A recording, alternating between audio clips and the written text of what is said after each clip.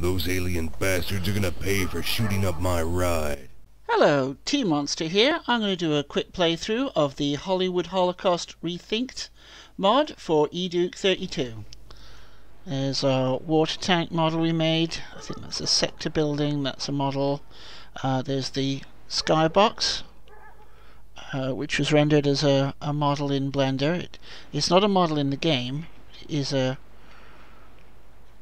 was rendered out as images, but as a more realistic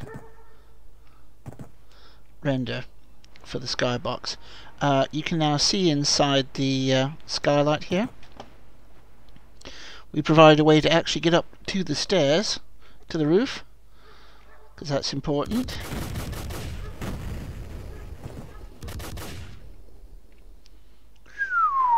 Doink.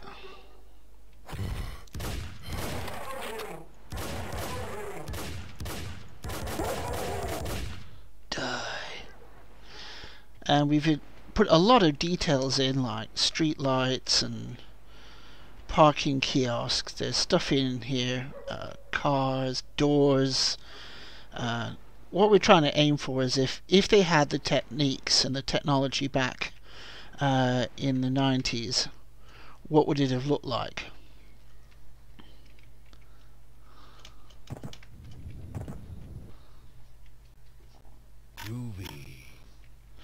And again, on the original level, the street's this weird L-shaped street that just like exists in its own little universe. I think the original version of the map, they had a tunnel going off one end and a bridge off the other, just to try and tie it together with the outside world. On this one we tried to recreate a bit of that, so it isn't just this isolated weird L-shaped street with nothing connecting it to anything else. You can actually see the skybox from here. We've got some buildings, a roadway that you can see. Just try to extend things a little bit.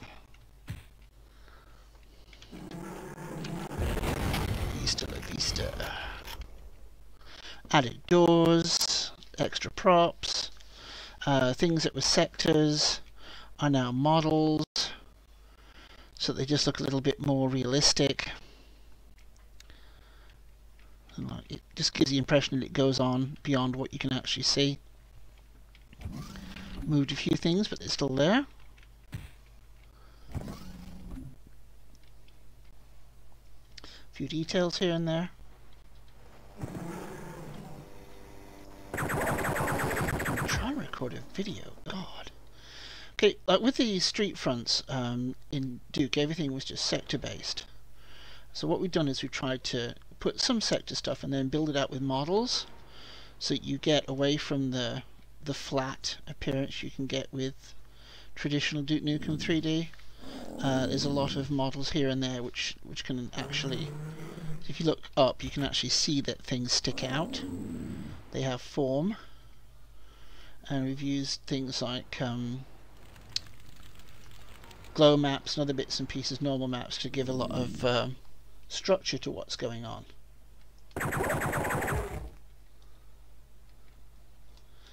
And then there's things like this.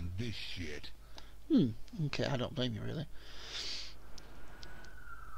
So as I say, we try to have the building interiors, adding different props and stuff, just to make the street come alive a little bit. And we've tried to add some humor as well. You know, Jerry, back in the old days, this was all sprites. It was all sprites, I tell you. None of these fancy 3D models and that HRP thingy that the kids love today. Yes, sir, back in my day, everything was flat and blocky, and we liked it. Everything was flat and blocky, except for my stomach. Anyway,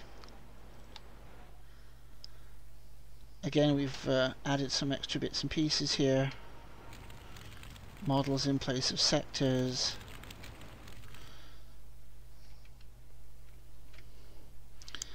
We use some polymer lighting effects to give the impression that the headlights are on.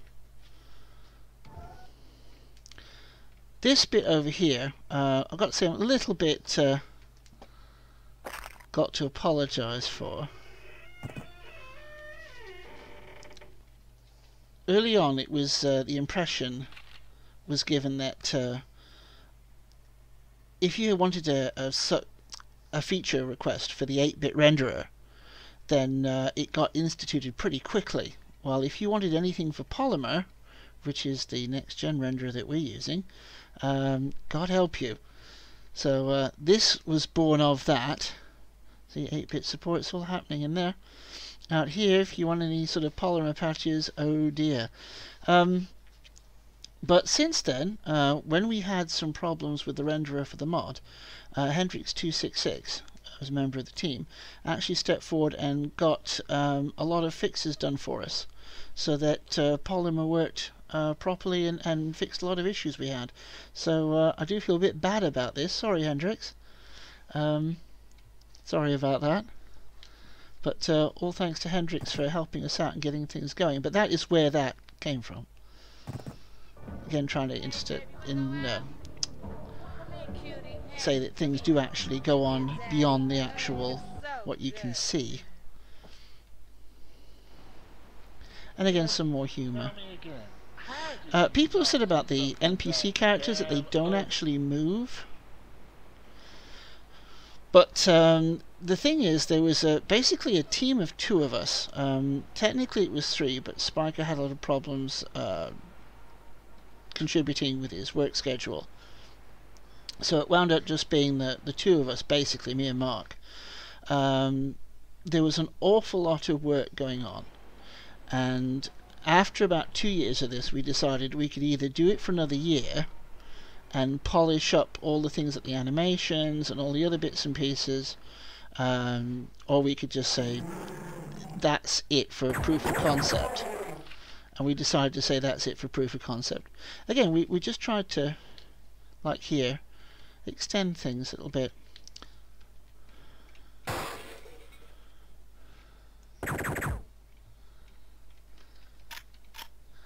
Smile.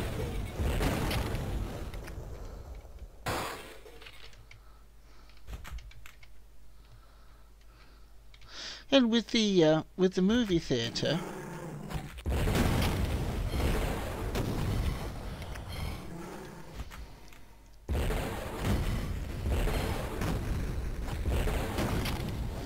what we tried to do, the original was a bit bare bones, to be honest with you. They did well, for the time it was amazing. It was like having a virtual reality headset back in 1996.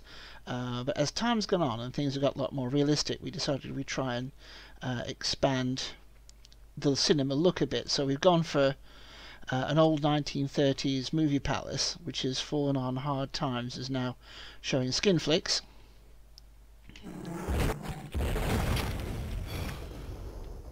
So we tried to get the old style movie theatre look to it, which I think we succeeded pretty well.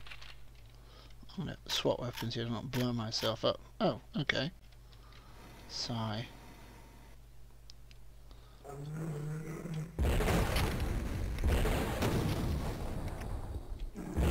Can I just blow him up? You cheeky monkey.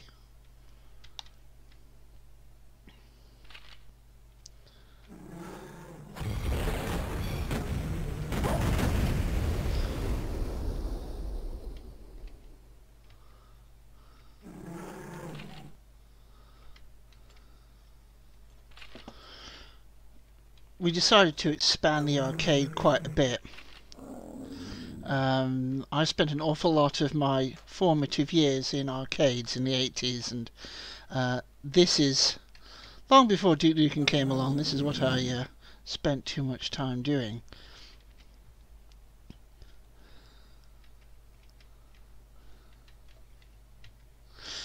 This is a dig at good old Duke Nukem 3D Reloaded. Someone who worked on the project told me that that was all that existed of the actual project, was this dumpster model. Since then I've seen a bit more of it, so some of it exists, but that was why that particular dumpster is in there.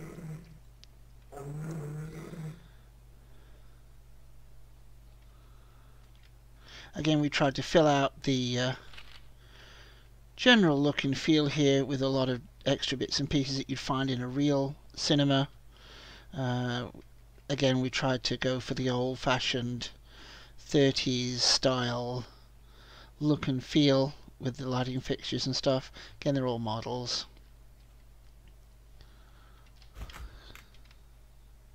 Hail to the king, baby. And we tried to do things like add wallpaper and stuff like that to the area, because I think a lot of it was... Oh, hello. How rude. That's the new piggy. And that's a new Liz Trooper. Liz Trooper's by CG Phantom, and I've done the piggy. I did the filing cabinets as well. So we tried to add things like wallpaper, just errata you find in a real office, phones, desks, all that sort of stuff. This is an Easter egg with all the production crew, Spiker, Mark and me. And we put Bruce in here because an awful lot of his lines were lifted from Army of Darkness, so we gave him an honorary production credit. Again, adding lots of stuff that you would find in a real cinema. I can just imagine that being put up at the broadcast of King Kong in the 30s, and it's just sat there somehow. No one's lifted it and made off with it with drug money or whatever, but hey, again, some old movie posters of films that I quite liked. Even that one. Again, we tried to keep the old 1930s Egyptian feel going, adding lots of different things like crowd control barriers and stuff like that.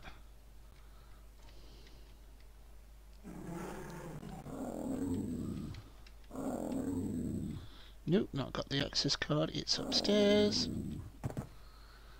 Round we go. Some cheeky little git here.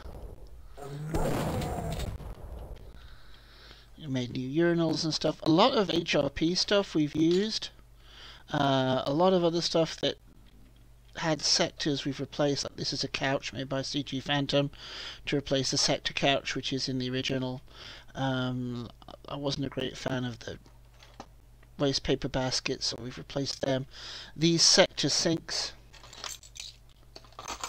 they've been replaced with models so that basically you can see that they actually stick out. A lot of little touches just to help out with it. I'm doing a video, dude. Come on.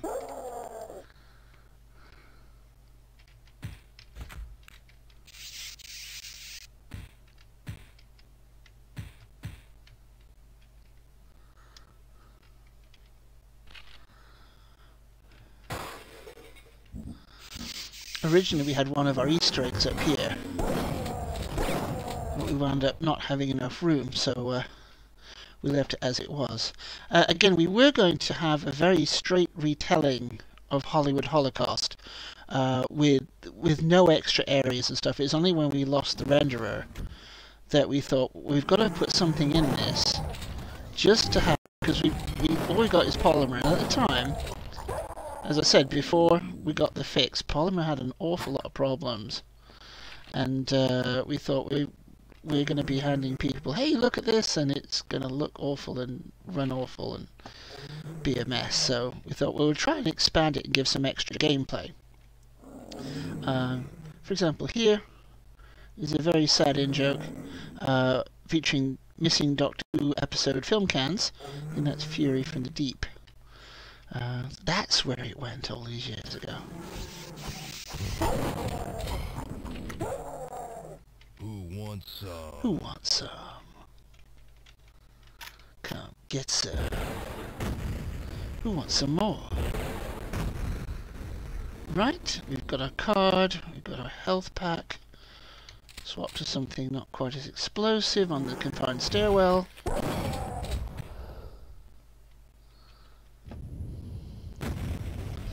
Oh, there's a little Easter egg for Clint Bassinger from Lazy Game Review. Thank you very much, Clint, for getting us some Duke voices.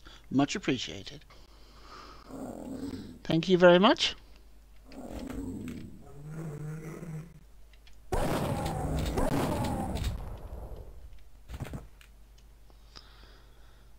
Oh, one more thing.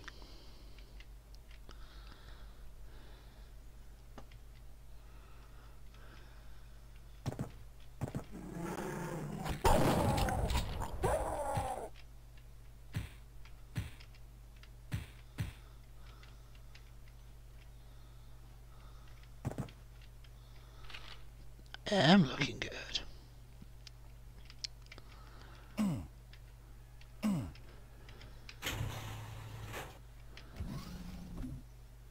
Sorry, Shelley. I'm gonna have to leave you to your own devices. That's one of the secret places. And because she's got that mechanical arm, we thought that would be a little bit of humour in there. And mentioning Shelley's finally made it into an actual game. About a decade or so late, but hey, welcoming her in.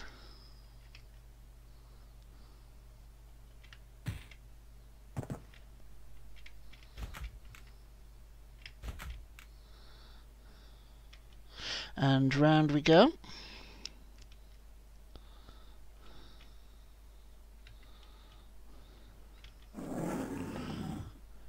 That's the actual Skycar model. We were debating remaking it and thought you only see it briefly from a distance, so I put it in here as like a kiddie ride in the arcade, and yeah, I think we need to remake that, but oh well. Okay, confession time. I thought it'd fix these.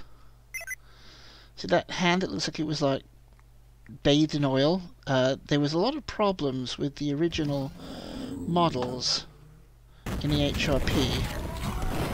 A lot of the ones that came along, pardon me, that came along after, well, came along before the HRP, were just chucked in there without having their specular values sorted out properly, and you get effects like this. And I thought we'd caught a lot of those and fixed them, but apparently we missed them. So that's for a patch. New alien egg monster.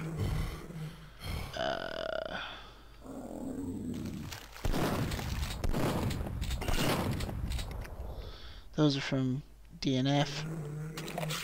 Quite like that. That was a bit of an accidental thing, but it worked quite well. That worked nicely. Boop. Okay, now through here, this is where the actual level ended. Ow, you got zapped by the door there.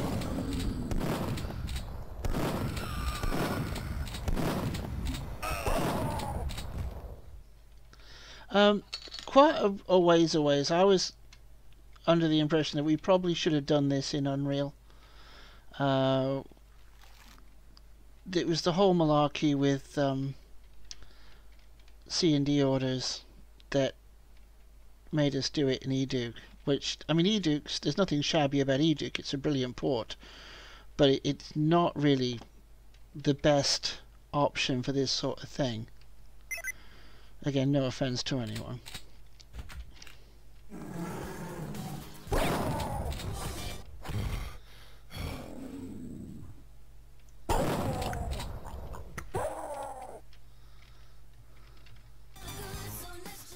Sound effect didn't play.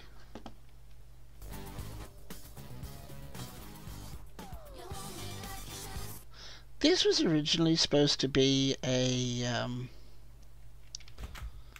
series of apartment buildings where you went in and grabbed a key card to get to the final boss fight, but it didn't wind up that way.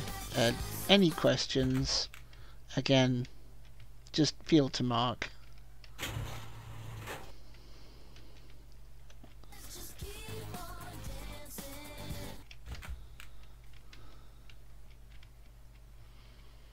Now, this is originally where the level ended. You hit the nuke button and then that's it. because we thought, okay, we worked on this for 2 years, we can't just present a vanilla version of it. There's got to be something else. Or we wanted to do something else anyway. We decided to have a boss confrontation, because I happen to have a model of the Battle Lord lying around, and I thought, where better to use it than here? I'm getting too old for this shit. Not hard enough, McLean. Then again, that's what your wife told me at the divorce hearing. Thank you very much for the voice clip there, again. This is Globe News. And I'm Sarah. Blink and you'll miss it, and you'll see the Enforcer. Again, I don't know really why we had the Enforcer, because there was a model lying around that needed using.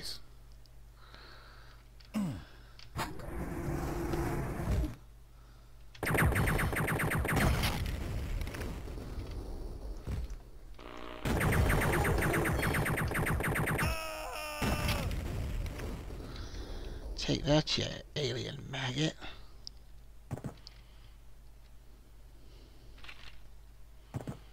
Ooh, I needed that. But he's not very well utilised.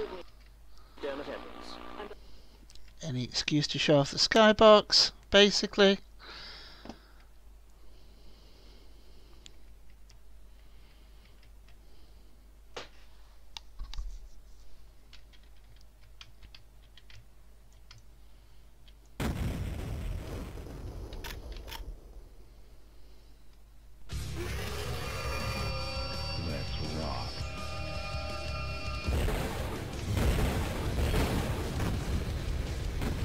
We wanted to have a nice arena for the final battle.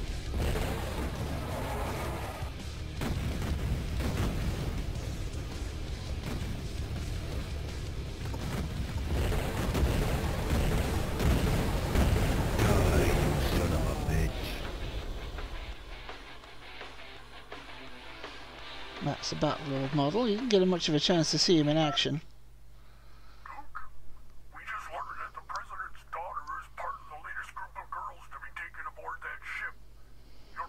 That one. Is to get into the ship and get her out of there. If possible, take out the enemy but leave the ship intact. We need it for further study. Our eyes underground confirm that the ship's transporter beam is still active. Use it to gain entrance. Originally you were supposed to climb on the helicopter.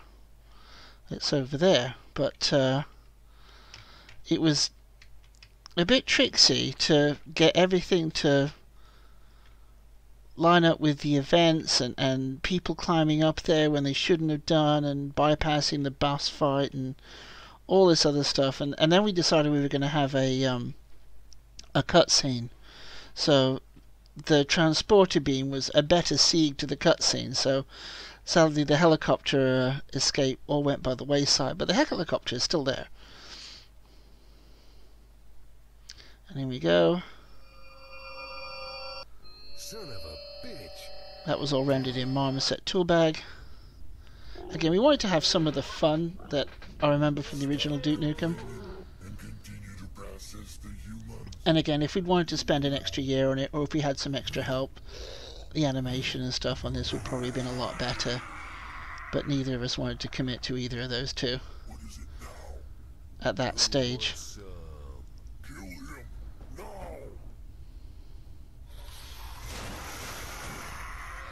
Ever notice how you come across somebody once in a while you shouldn't have fucked with? That's me.